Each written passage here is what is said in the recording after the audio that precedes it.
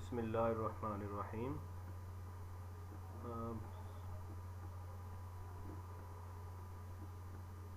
ये लेक्चर जो हैं ये आपके सारे कोर्स का एक रिव्यू होगा। तकरीबन इसमें 10 से 12 लेक्चर होंगे और आपको जो हैं वो जो पढ़ाया गया है उसको हम दोबारा से जो है रिवाइज़ करेंगे सिर्फ, और कोई नई चीज़ नहीं पढ़ेंगे। आपको वही सारी चीज़ें रिवाइज़ करनी है जो आपके रजिस्टर पे भी लिखी हुई हैं। वो आपको जब आप पढ़ें कोई भी क्वेश्चन में या कोई आप लेक्चर सुनते हैं यहाँ से, तो आपको चाहिए कि आप रजिस्टर ओपन करें या बुक अपनी ओपन करें जहाँ पे आपने लिखा हुआ है, मैंने लिखवाया हुआ है, या जब बुक पे अगर आप रीड आउट करते रहे हो तो वहाँ पे अगर आपने हाईलाइट की हुई हैं चीज़ें इंपॉर्टेंट, तो आप उनको जो है वो देखें। तो सबसे पहला क्वेश्चन जो आज हम पढ़ने जा रहे हैं वो है डेफिनेशन, जिसमें हम कंपैरिजन पढ़ेंगे कि कौन से डेफिनेशन क्या है। जैसे एडम स्मिथ की डेफिनेशन क्या है, मार्शल और रॉबिन्स की, और उनमें क्या क्या जो इम्पोर्टेंट चीज़ें हैं, या कौन सी डेफिनेशन जो है बेहतर है, किस में कुछ डिफेक्ट हैं, कुछ डिफेक्टिव लॉजिक्स आप देख सकते हैं इसके अंदर। तो सबसे पहली डेफिनेशन जो हम देखना चाह रहे हैं वो ये है एडम स्मिथ की। तो डेफिनेशन वो आपने देखा था डेफिनेशन जब आपने पढ़ी थी, तो उसमें जो है हमने दो तीन चीज़ें जो हैं बड़ी अहम पढ़ी थी, और वो ये थी, जो मेन पॉइंट्स उस डेफिनेशन के थे वो थे कि economics is a study of wealth only, it deals with the consumption, production, exchange and distribution of wealth. तो चार चीज़ें हमने बार बार वहाँ भी क्लास में भी रिवाइज़ किया था। चार चीज़ें आपने देखनी है उसमें, प्रोडक्शन है, कंजप्शन है, एक्सचेंज है और डिस्ट्रीब्यूशन है। तो वेल्थ जो है, जो भी चीज़ें गुड्स एंड सर्विसेज प्रोड्यूस होती हैं उसको प्रोडक्शन ऑफ वेल्थ कहता है। और जाहिर है जब वो प्रोड्यूस होती हैं उसके बाद उनको एक्सचेंज किया जाता है मनी के साथ, लोग उसको बाय करते हैं, और जो प्रोड्यूसर हैं उसको सेल करते हैं, तो उसको आप एक्सचेंज ऑफ वेल्थ कहोगे।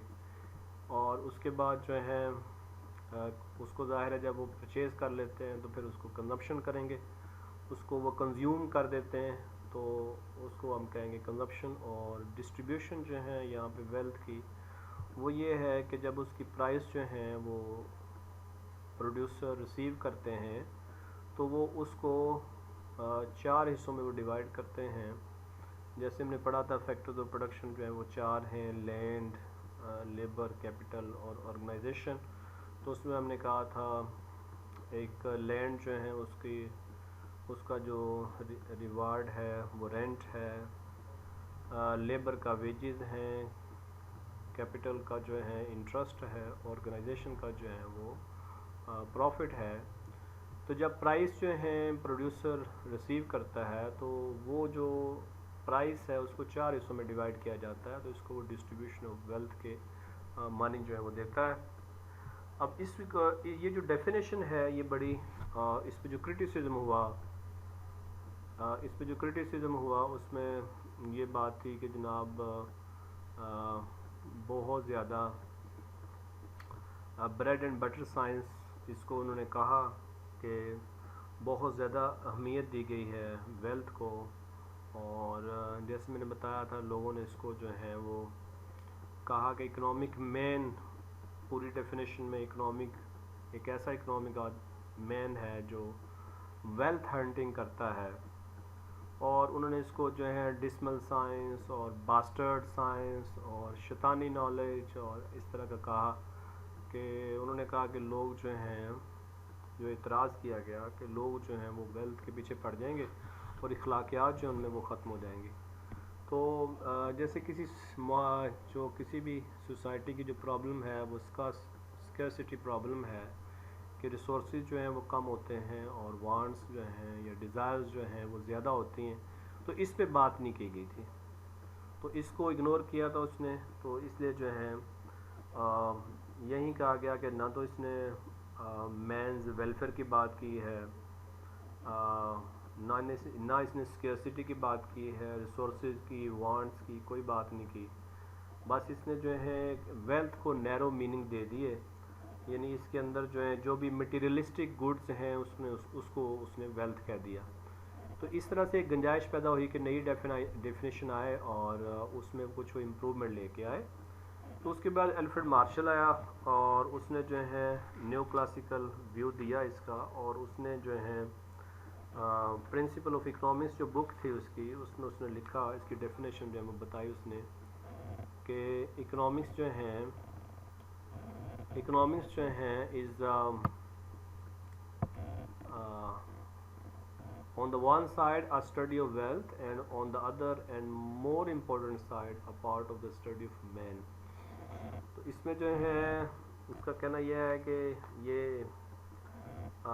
इंसानी ज़िंदगी का इल्म भी है, दौलत का इल्म भी है, लेकिन इंसानी ज़िंदगी का इल्म भी है। अब इंसान की ज़िंदगी का जो मकसद है वो मार्शल के नज़दीक जो है वो यही मकसद है कि वो अपनी वेलफेयर के लिए वो जो है, और वेलफेयर कैसे होएगी, वेलफेयर के लिए वो अर्निंग करता है, और वेलफेयर कैसे होती है, वो मटीरियलिस्टिक चीज़ों से उसकी वेलफेयर होती है। इसकी जो डेफिनेशन है इसमें यह है कि इसने इसको ज़ाहिर है इकोनॉमिक्स सोशल साइंस है, तो इसने सोशल साइंस ही कहा कि ह्यूमन लाइफ को स्टडी करती है, और जो भी उसके ऑर्डिनरी बिजनेस ऑफ लाइफ हैं उसके बारे में, जैसे है money earning, money spending activities जो हैं उसको वो देखता है। तो उसने ये कहा कि सिर्फ वेल्थ ही को आप डिस्कस नहीं करेंगे, बल्कि उसकी जो मकसद होता है वेल्थ कमाने का वो होता है वेलफेयर, और वेलफेयर को भी आप इसमें उसने डिस्कस किया। तो इस पे जो क्रिटिसिज्म हुआ वो क्रिटिसिज्म ये था कि जो इंसानी दौलत जो इंसान कमाता है वो वेलफेयर के लिए कमाता है, और वेलफेयर कैसे हासिल होगी, वो मटेरियल से हासिल होगी। तो बात फिर वहाँ पे आगे कि मटेरियलिस्टिक अप्रोच है इसने भी दी, और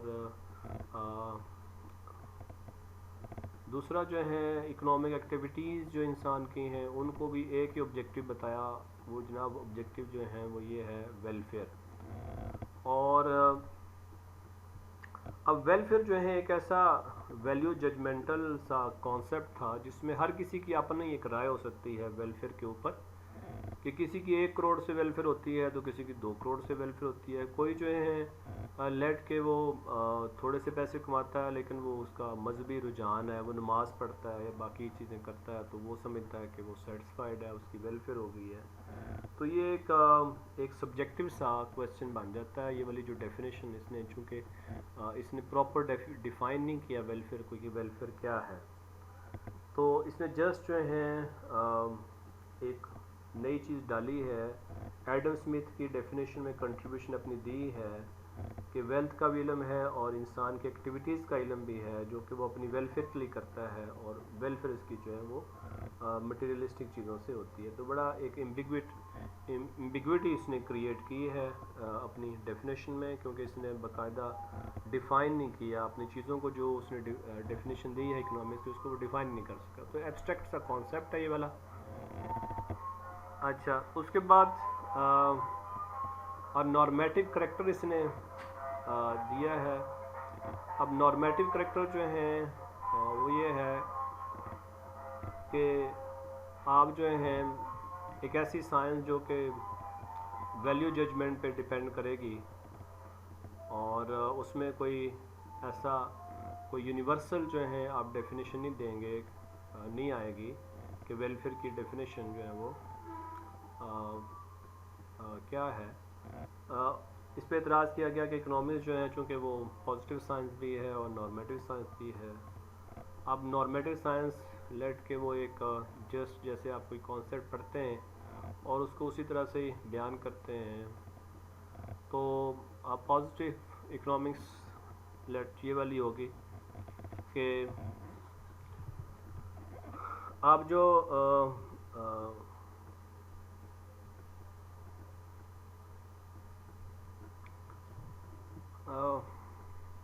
इसको हम देख रहे थे कि इसकी जो डेफिनेशन है उसमें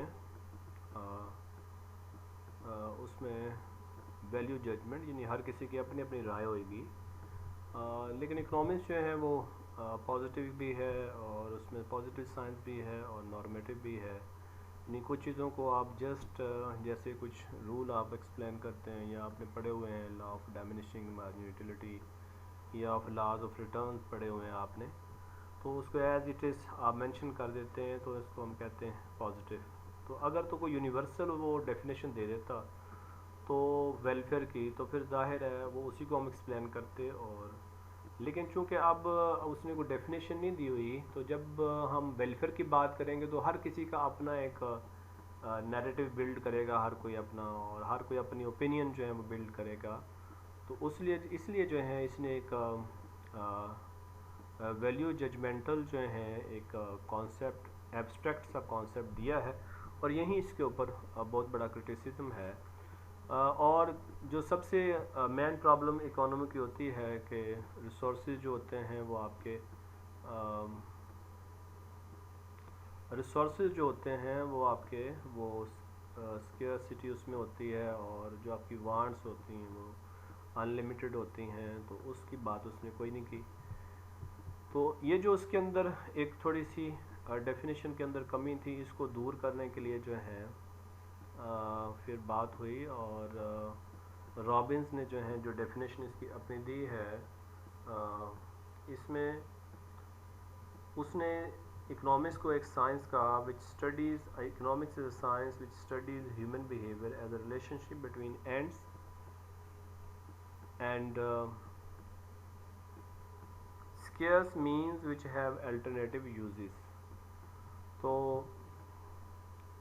ह्यूमन वांट्स आर अनलिमिटेड, तो ये बात हमें समझ में आती है, ये बहुत कॉमन सेंस में जिसमें है वो समझता है कि इंसानी ख्वाहिशात जो होती हैं वो ज़ाहिर अनलिमिटेड होती हैं। अब उस अनलिमिटेड ख्वाहिशात को सेटिस्फाई करने के लिए जो आपके पास रिसोर्सेज होते हैं वो बहुत स्केर्स होते हैं। तो this is the problem of any fundamental problem of any society. किसी भी आदमी, आजकल आप देख लें कि जो लॉकडाउन है और इसमें जो लोगों को बताया जा रहा है कि पॉवर्टी जो है वो बहुत ज़्यादा हो रही है।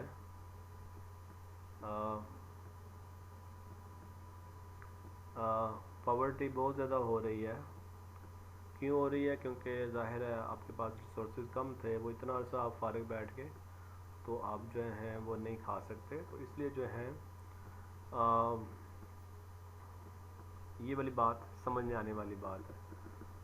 अच्छा, उसके बाद जो है कि इसमें अब मसला क्या है कि ये डेफिनेशन जो है ये क्यों इतनी ज़्यादा जो है पॉपुलर होने के बावजूद हम क्यों नहीं कह सकते कि ये फ़ाइनल डेफिनेशन है। तो फाइनल तो जो इकोनॉमिक्स आगे ग्रो करेगी उसका और भी सब्जेक्ट्स के साथ रिलेशनशिप बिल्ड होता रहेगा, डेफिनेशन हमेशा कंट्रोवर्शियल ही रहेंगी, उसमें इम्प्रूवमेंट आती रहेंगी और उस पर बात होती रहेगी। इसकी जो इम्पोर्टेंट पॉइंट जो उसने दे दिया वो यही था कि रूट्स जो हैं उसने बताया कि इसकी रूट्स डेफिनेशन के जो हैं या होनी चाहिए वो यही है कि scarcity of resources and unlimited wants जो है ना, ये वाली चीज़ें बहुत ज़रूरी हैं। उसके बाद उसने पॉजिटिव और नॉर्मेटिव जो है उसने ये वाला कॉन्सेप्ट जो है वो बिल्ड किया। तो इस पे जो इतराज़ जो है वो हो सकता है वो ये है कि इकोनॉमिक्स जो है ये एक प्योर साइंस नहीं है, ये ना ये कोई 2+2 वाली बात है यहाँ पे, ना कोई लेबॉर्ट्री वाली ये बात है, क्योंकि ये सोशल साइंस है, इंसानी रवैयों के बारे में बात है। तो इसमें जो एंड्स होते हैं या वांट्स होती हैं ये नो डाउट के बहुत ज़्यादा इम्पोर्टेंट हैं,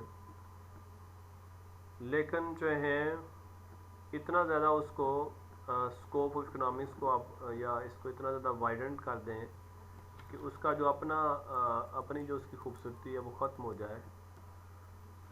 तो इकोनॉमिक्स जो है वो डील करती है इंसानों के साथ, इंसानी रवैयों के साथ, इसलिए जो है इकोनॉमिक्स जो है वो सोशल साइंसेस में आती है। और प्योर साइंस में नहीं आती, क्योंकि आप लेबॉर्ट्री में ये परफॉर्म नहीं करते, बल्कि इंसानों के ऊपर कोई भी पॉलिसी लगाते हैं या कुछ भी, तो वो इंसानों के ऊपर होती है, उसके रवैयों के ऊपर होती है। किसी की पॉलिसी की कामयाबी की जो है वो उसके रवैये पे होती है। बाकी इसमें जो कॉन्सेप्ट दिए गए हैं स्केर्सिटी का, अपॉर्चुनिटी कॉस्ट का, और अल्टरनेटिव यूजेस जो उसने डेफिनेशन में कहा कि हर जो रिसोर्सेज हैं लेट के वो उसके कई इस्तेमाल होते हैं। जैसे वो कि आप कॉलेज की फ़ीस देते हैं तो उसी फीस से आप जो है वो अपने लिए कुछ सवारी का बाइक ले सकते हैं, कुछ बुक्स वगैरह ले सकते हैं, या कुछ और स्पोर्ट्स की चीज़ें ले सकते हैं, घर में कोई चीज़ें आप फैसिलिटी ले सकते हैं। तो उसके बहुत सारे अल्टरनेटिव यूजेस होते हैं। तो ये असल में बताना ये चाह रहा है कि हमारे पास रिसोर्सेज जो हैं वो कम होते हैं। अच्छा, इन सब में जो डेफिनेशन है वो नो डाउट कि रॉबिन्स की डेफिनेशन जो है वो सबसे बेहतर है, लेकिन फिर मैंने जो कहा है, और इसकी डेफिनेशन ही पॉपुलर है, सब डेफिनेशन जो हमने ऊपर एडम स्मिथ की, तो ये इम्प्रूव्ड जो है इसका ये वाला वर्जन है डेफिनेशन का।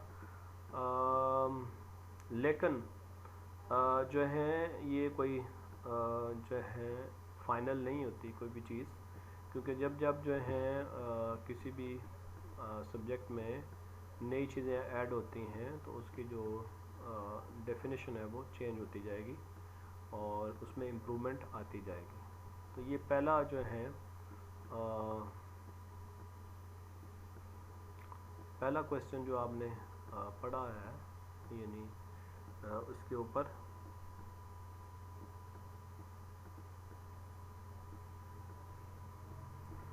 ये पहला क्वेश्चन है जो आपने उसके ऊपर देखा है। और इसी में अब दो तीन चीज़ें जो हैं वो इसी पहले चैप्टर में अगर आप देखें, अपनी बुक खोल लें तो इस पहले चैप्टर में आप देखेंगे कि एक है डिडक्टिव मेथड है, मेथड्स ऑफ इकोनॉमिक एनालिसिस। इसमें एक डिडक्टिव मेथड आप देखेंगे, और जिसमें उसने कहा कि हम जो है फ्रॉम जनरल टू पर्टिकुलर हम आते हैं। लेट के हम जो हैं कोई किसी प्रॉब्लम को हम डिस्कस करते हैं, लेट हम पूरे मुल्क की प्रॉब्लम डिस्कस करते हैं।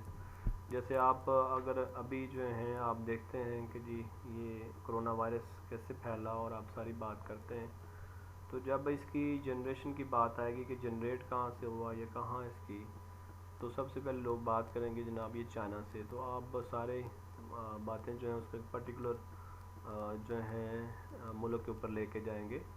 तो जनरल टू पर्टिकुलर इस मुराद ये है कि लेट हम ये कहते हैं कि जनरली लोगों का रवैया होता है कि जब उनकी इनकम बढ़ती है तो उनकी सेविंग्स जो हैं वो बढ़ जाती हैं। तो इसको हम पर्टिकुलर अगर लेते हैं, लेट हम कहते हैं जो गुजरांवाला के जो लोग हैं या इसको अगर उलट कर लिया जाए कि जी जब लोगों के पास पैसा आता है तो उनकी कंजप्शन भी बढ़ती है, ज़ाहिर है सेविंग्स भी बढ़ती है और कंजप्शन भी बढ़ती है। लेकिन अगर इसको हम पर्टिकुलर लेके आएँ और हम गुजरांवाला की बात करें कि यहाँ पे जो है एक जो जनरल रवैया है कि इनकम बढ़ने से कंजप्शन बढ़ती है, लेकिन अगर हम देखें तो गुजरांवाला के जो लोग हैं अगर उनकी इनकम बढ़ाएंगे तो ज़ाहिर है वो भी कंजप्शन जो है वो बढ़ा देंगे। तो this is movement from a general behavior economic behavior to a particular economic behavior। तो आप जो है डिडक्ट करते हैं जब कोई चीज़, तो आपने एक ख़ास रवैया जो है वो डिडक्ट किया है, उसको निकाला है आपने उसमें से। अच्छा, इसी को उलट ले लें कि हम कहते हैं कि जनाब गुजरांवाला के लोगों को देखा गया कि उनकी इनकम बढ़ी तो उन्होंने कंजप्शन बढ़ा दी, बाज़ारों में रश हो गया, होटलों में रेस्टोरेंट्स में रश हो गया। और सियालकोट के लोगों को देखा, उनका भी ऐसे ही हुआ, यही वाला रवैया था उनका भी। तो अब जब आप स्पेसिफ़िक जो हैं वो शहरों को देखते हैं, स्पेसिफ़िक लोगों को देखते हैं ये रवैया, और जब आप जनरली उसको अप्लाई करते हैं और वो स्पेसिफ़िक टू जनरल अगर आप बात करें तो हम कहेंगे ऐसे ही होता है कि किसी भी जो हैं शहर या किसी भी मुल्क में जब लोगों की इनकम में इजाफ़ा होता है या कहीं भी लोगों की इनकम में इजाफ़ा होता है तो वो अपनी कंजप्शन बढ़ा देते हैं। तो इसका मतलब ये है कि हमने पर्टिकुलर बात की थी शहरों की, और उसके बाद हमने जनरल बिहेवियर की बात की। तो this is induction method deductive method और इंडक्टिव मेथड। ये दो हमें इसकी डेफिनेशंस आप देखेंगे इसके ऊपर फर्स्ट चैप्टर के अंदर। उसके बाद कुछ चीज़ें इसमें हैं कि जी माइक्रो इकोनॉमिक्स क्या है और मैक्रो इकोनॉमिक्स क्या है। तो माइक्रो इकोनॉमिक्स में जो है हम जब बात करते हैं तो हम इंडिविजुअल या स्पेसिफिक यूनिट की बात करते हैं।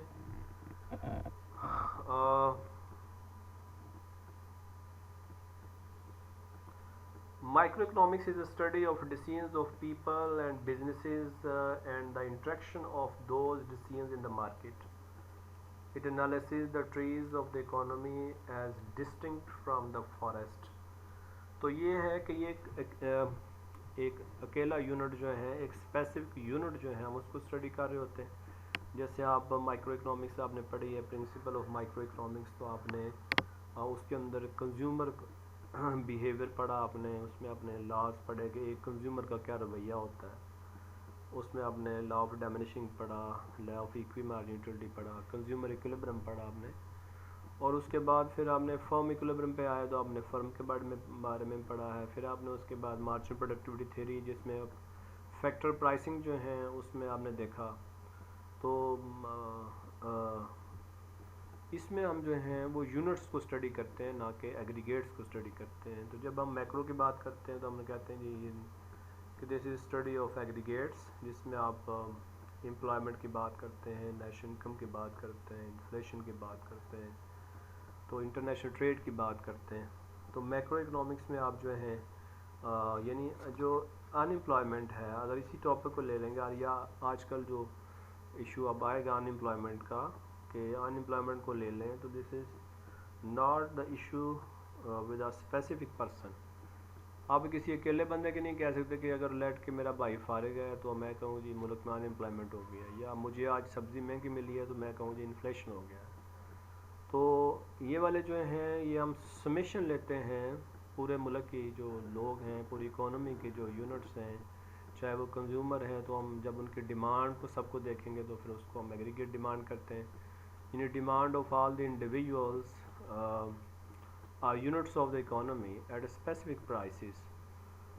तो ख़ास कीमतों के ऊपर जो मुल्क के में अशिया और ख़िदमात की जो तलब है या डिमांड है, उसको जब हम उसकी समेशन करते हैं तो वो फिर एग्रीगेट डिमांड या एग्रीगेट सप्लाई या आउटपुट प्रोडक्शन, नेशनल इनकम, तो ये वाली जो बातें हैं ज़ाहिर है ये एग्रीगेट्स हैं, और ये किसी स्पेसिफिक यूनिट के साथ इसका ताल्लुक़ नहीं है, बल्कि एग्रीगेट्स के साथ ताल्लुक़ है। तो इसलिए आपने फिर एग्रीगेट्स जो हैं वो आप मैक्रो इकोनॉमिक्स में पढ़ते हैं। अच्छा, उसके बाद जो है इस पहले चैप्टर में कोई ऐसी चीज़ नहीं है जो हमने पहले ना देखी हो। अब हम दूसरे चैप्टर की तरफ चलें तो वहाँ पे कुछ कॉन्सेप्ट थे जो कि हमें देखने थे। वो था लॉ एक था जिसको हमने जो है लॉ ऑफ डिमिनिशिंग मार्जिनलिटी, ये पहला लॉ था जो हमने पढ़ा था, और इसमें कुछ डेफिनेशन जो हैं हमने देखते हैं, क्योंकि आपका पेपर हो सकता है वो ऑब्जेक्टिव आए, तो इसलिए आप जो है उसको ज़रूर देखिएगा कि आपको इस तरह से सारी डेफिनेशन कॉन्सेप्ट आने चाहिए। एक लॉ है जो हमने पढ़ा था, लॉ ऑफ डिमिनिशिंग मार्जिनलिटी, और इसमें हमने देखी थी कुछ डेफिनेशन। जैसे हमने कहा था कि जी व्हाट इज़ यूटिलिटी। तो सबसे पहले अगर हम यूटिलिटी की बात करें तो वो ये है कि दिस इज़ सेटिस्फेक्शन और which is being obtained by a consumer from any units of a commodity. तो किसी भी चीज़ का कोई एक यूनिट जो है आप लेते हैं, और उससे जब आपको सेटिस्फेक्शन मिलती है, कंज्यूमर को सेटिस्फेक्शन मिलती है, तो उसको हम कहते हैं जनाब ये वाले जो हैं ये यूटिलिटी है। जैसे कि ये एक हम टेबल है, इसको अगर हम देखें तो ये है कप्स ऑफ टी और कंज्यूम्ड पर डे। यानी जो कप ऑफ टी है वो अगर आप पर डे में एक कप कंज्यूम करते हैं तो आपको जो उस एक कप से यूटिलिटी मिलती है वो है 12।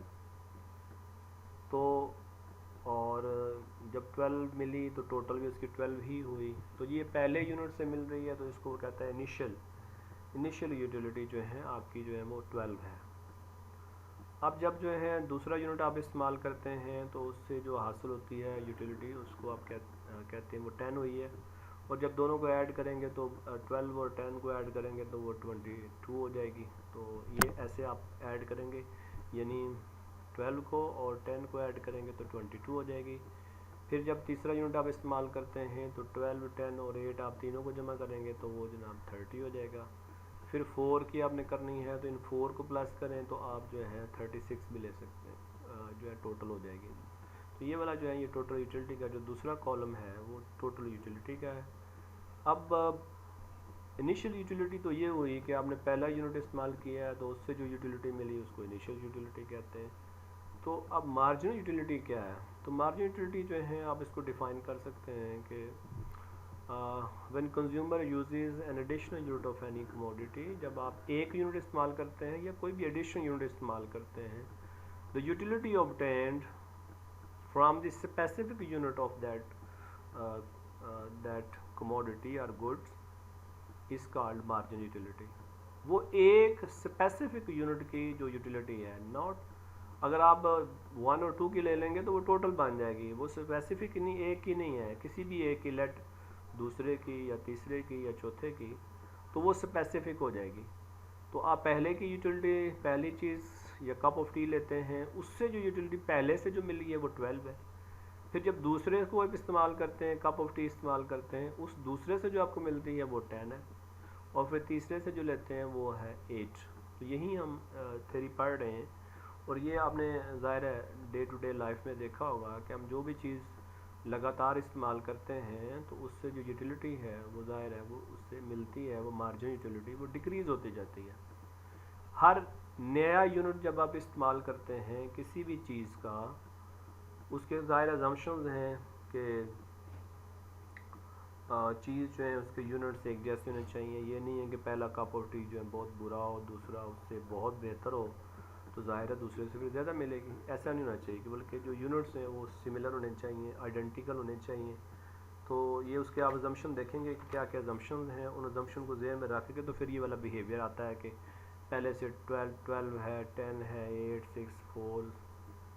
और ये वाला देखें, इसमें डिक्रीजिंग जो आप देखें कि ट्रेंड पाया जा रहा है 12, 10, 8, 6, 4, ये डिक्रीजिंग ट्रेंड है। और उसके बाद ये ज़ीरो हो गया। अच्छा, ये वाली जो डेफिनेशन पे एक हमने डेफिनेशन की है इनिशियल यूटिलिटी, एक हमने की है मार्जिनल यूटिलिटी, तो अब एक है टोटल यूटिलिटी।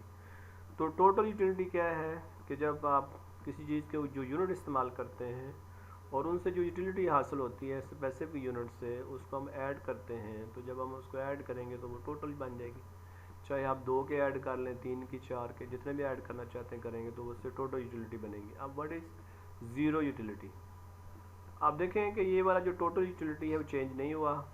तो अगर हम ये कहें कि when a consumer uses an additional unit of, जैसे 5 से 6 है, N additional unit of T, it doesn't and total utility does not change, the marginal utility will be 0। एक इस तरह से आप डेफिनेशन कर सकते हैं marginal utility 0 कब होती है। या आप ये कह सकते हैं कि if consumer uses an additional unit of commodity and he gets nothing, zero utility from it, it is called zero utility। और लास्ट में आप एक और डेफिनेशन कर सकते हैं, वो आ जाएगी जो नेगेटिव वैल्यूज़ हैं कि जी नेगेटिव यूटिलिटी क्या होती है। तो उसमें आप कह सकते हैं कि when consumer uses an additional unit of या cup of tea, the total utility decreases.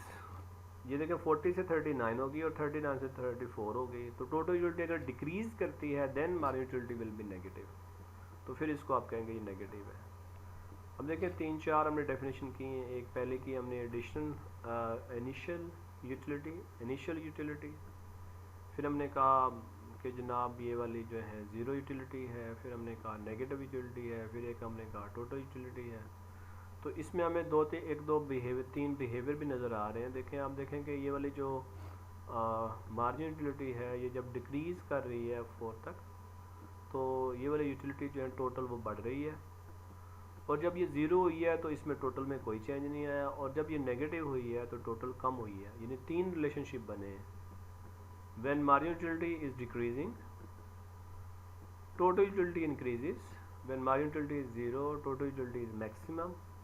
ये 40 नंबर मैक्सिमम है, मैक्सिमम के बाद उसके बाद when marginal utility is negative, total utility decreases. तो ये तीन किस्म के तीन जो है इसमें रिलेशनशिप बने हैं। ये आपने इसको देख लेना बुक से, रजिस्टर से देखें जहाँ आपने पढ़ा हुआ लिखा होगा। उसके बाद इसके ग्राफ आते हैं। टोटल यूटिलिटी देखें, लेट के हम जैसे कि पिछला जो ट्रेंड था उसका जो आपने अभी टेबल में देखा, उसमें देखें कि टोटल यूटिलिटी जो है वो जो जो आप चीज़ें बढ़ा रहे हैं वो बढ़ती है, और एक जगह पे जाके मैक्सिमम होने के बाद फिर वो कम हो जाती है।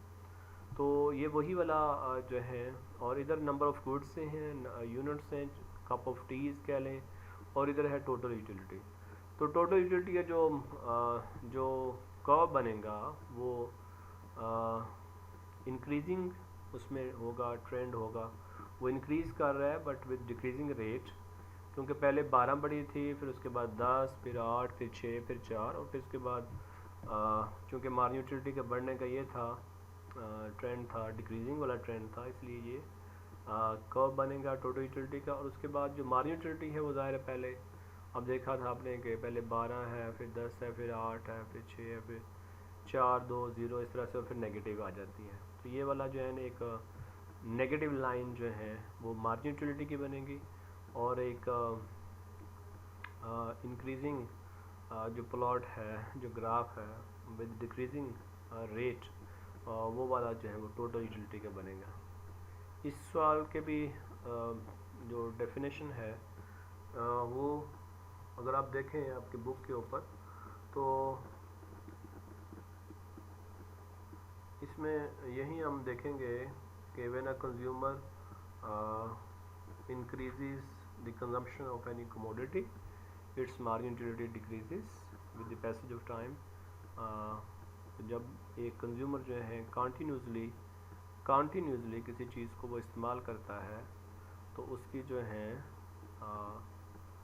उसकी जो मार्जिन यूटिलिटी है वो डिक्रीज़ करती है। यही हमें इसमें शो करना था।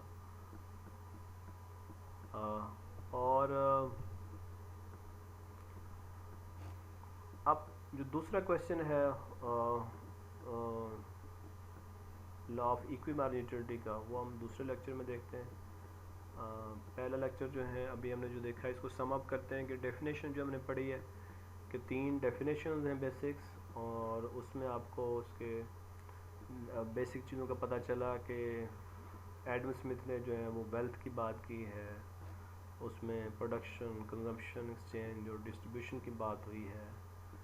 आपने ये भी इसमें सीखा कि फैक्टर्स ऑफ प्रोडक्शन जो है 4 होते हैं, उनके रिवार्ड्स वगैरह जो हैं वो क्या होते हैं, वो भी जहन में रखें क्योंकि आपका ऑब्जेक्टिव पेपर हो सकता है। फिर हमने देखा कि अगर एडम स्मिथ ने बात की वेल्थ की, तो मार्शल ने आके उसके अंदर एक वेलफेयर का कॉन्सेप्ट इम्प्रूवमेंट के तौर पे डाला, लेकिन वो वेलफेयर को डिफ़ाइन ना कर सका, उस वजह से उस पर भी क्रिटिसिज्म हुआ। और फिर जो है उसके बाद रॉबिन्स ने जो है उसमें आके उसने उसको एक साइंस करार दिया, और उसने स्केर्सिटी और अपॉर्चुनिटी कॉस्ट इसकी बात की, और उसने कहा कि डिज़ायर्स आर अनलिमिटेड एंड या रिसोर्सेज आर लिमिटेड, इसकी उसने बात की है। तो उसके बाद हमने इसको अगर वो पूछता है कौन सी डेफिनेशन सबसे बेहतर है, तो जाहिर है कि जो फंडामेंटल प्रॉब्लम जिसने डिस्कस की है वो रॉबिन्स की डेफिनेशन है, जिसमें इकोनॉमी की जो सबसे बड़ी प्रॉब्लम है बतौर इंडिविजुअल या बतौर specific unit of the economy, या जो है एज अ होल इकोनॉमी की जो है सबसे बड़ी प्रॉब्लम जो है वो स्केर्सिटी की है, रिसोर्सेज की जो है स्केर्सिटी, और जो डिज़ायर्स हैं, जो प्लान्स हैं, जो वांट्स हैं वो अनलिमिटेड हैं, तो इसकी बात की है।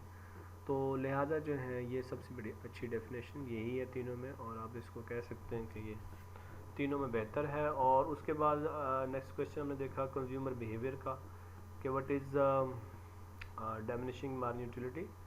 उसमें हमने बात की है कि जब कंज्यूमर कोई किसी भी चीज़ को मुसलसल जो है वो इस्तेमाल करता है। The additional benefit which a person derives from a given increase of his stock of a thing diminishes with every increase in the stock he already has। तो इसका मतलब ये है कि जब भी कोई कंज्यूमर जो है अपने स्टॉक में या किसी भी चीज़ को उसके इस्तेमाल को वो इंक्रीज़ करता है और चीज़ जो है उसके यूनिट्स आइडेंटिकल होने चाहिए और कॉन्टीन्यूसली चीज़ को इस्तेमाल करना है उसने, ये शराइत भी हैं। तो कंडीशंस के साथ ये वाला लॉ जो है ये बिहेवियर शो ये करता है कि इसके मार्जिन यूटिलिटी जो है वो डिक्रीज़ कर रही है। और अगर इसके आप ग्राफ की तरफ जाते हैं तो एक पॉजिटिव स्लोप वाला ग्राफ इसमें आएगा और दूसरा जो है एक नेगेटिव स्लोप वाला जो मार्जिन यूटिलिटी का है वो वाला ग्राफ आएगा। तो आपको मार्जिन यूटिलिटी वाला ग्राफ ज़रूर बनाना है। टोटल यूटिलिटी की आपकी चॉइस है, आप बनाएं या ना बनाएं इस लॉ के अंदर। बाकी इसकी जो अजम्पशंस हैं वो ज़रूर आपको करनी है, अजम्पशंस भी करें और जो इसकी डेफिनेशंस, इसकी अजम्पशंस, इसके टेबल, डायग्राम, कंक्लूजन, ये आप जो है इसको रिवाइज़ करें अपने रजिस्टर से। तो इंशाल्लाह हम दूसरे लेक्चर में देखते हैं कि क्या हमने पढ़ना है। ओके, अल्लाह।